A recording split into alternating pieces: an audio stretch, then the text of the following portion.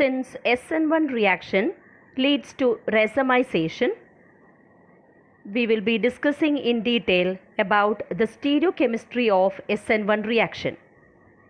For that, it is most important that you know about optical isomerism.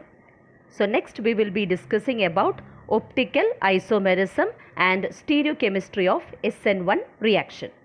Optically active substances. Let us try to understand what is meant by optical activity. There are certain substances which can rotate the plane of polarized light either to the right or to the left. So such substances which can rotate the plane of polarized light are called optically active substances.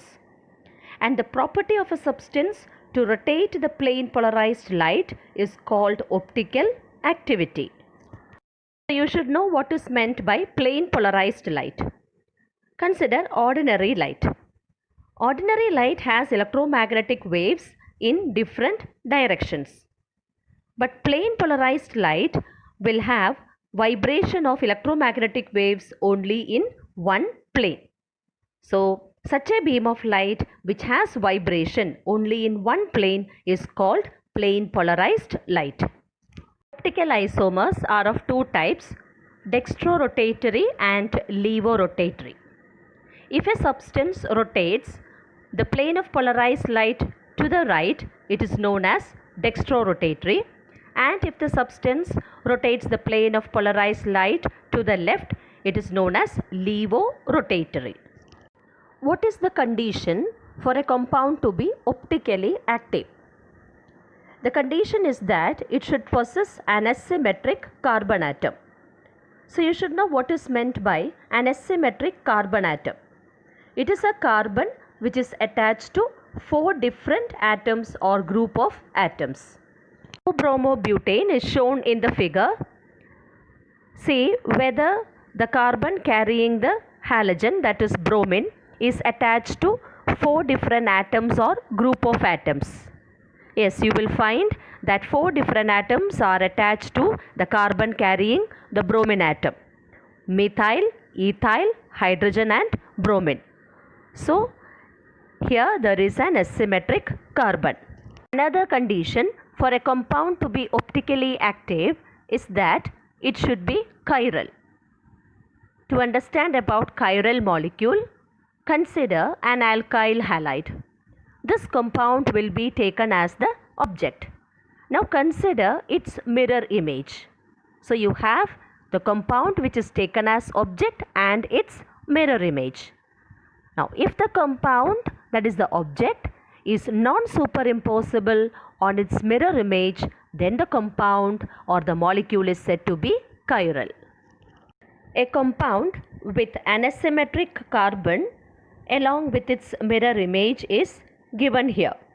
See the compound on the left hand side. It has an asymmetric carbon atom. How did you know?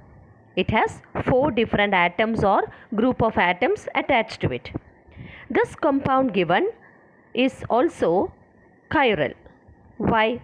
Because the compound given is non-superimposable on its mirror image.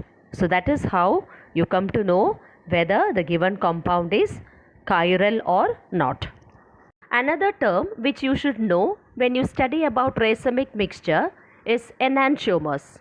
What are enantiomers? What is given? Optical isomers which are non-superimposable mirror images of each other are called enantiomers.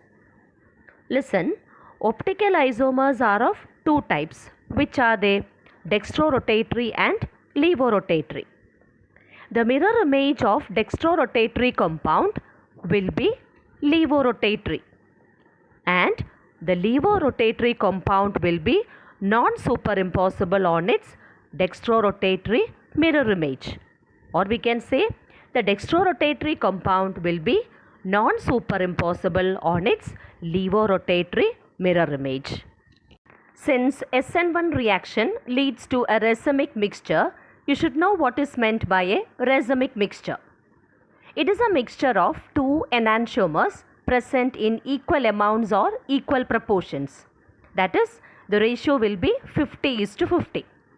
Since the two enantiomers are present in equal amounts, the racemic mixture will have no optical rotation. That means the optical rotation is 0. Why is the optical rotation 0? It is because the rotation due to one isomer will be cancelled by the other isomer. The dextrorotatory isomer will rotate the plane polarized light to the right to a certain extent, but the levorotatory isomer will rotate the plane polarized light to the left to the same extent but in opposite direction. So the optical rotation due to one will be cancelled by the other. So that is why we say that the optical rotation is 0 in the case of a racemic mixture. What is meant by racemization? It is the process of conversion of one enantiomer into a racemic mixture. But what should be the proportion of the two enantiomers that is to be mixed together? It should be in equal proportions. Then only it will lead to a racemic mixture. So the process of conversion of one enantiomer, it can be either dextrorotatory or levorotatory. The process of conversion of one enantiomer into a racemic mixture is called racemization. The dextro should be mixed with levo, but the two should be mixed in equal proportions. Then you can get a racemic mixture. So that process of conversion of an enantiomer into a racemic mixture is known as racemization. Now consider the example given here. 2-bromobutane is the compound given. In the first step, formation of carbocation takes place. Secondary butyl carbocation is thus formed. In the second step of SN1 reaction, this carbocation gets attacked by the nucleophile. In this case, that is in SN1 reaction, the nucleophile is attacking the carbocation and not the alkyl halide. Therefore, the nucleophile can attack the carbocation either from the same side or from an opposite side in equal chances. Why is this possible? It is because the nucleophile attacks the carbocation and the carbon carrying the positive charge is sp2 hybridized and planar. Therefore, the nucleophile can attack from both sides. This leads to the formation of product with retention of configuration and inversion of configuration in equal amounts. That is, you get a mixture of dextro and levo products, the two enantiomers in the ratio 50:50. Therefore, SN1 reaction leads to racemization. Since the two enantiomers are formed in equal amounts, SN1 reaction leads to a racemic mixture.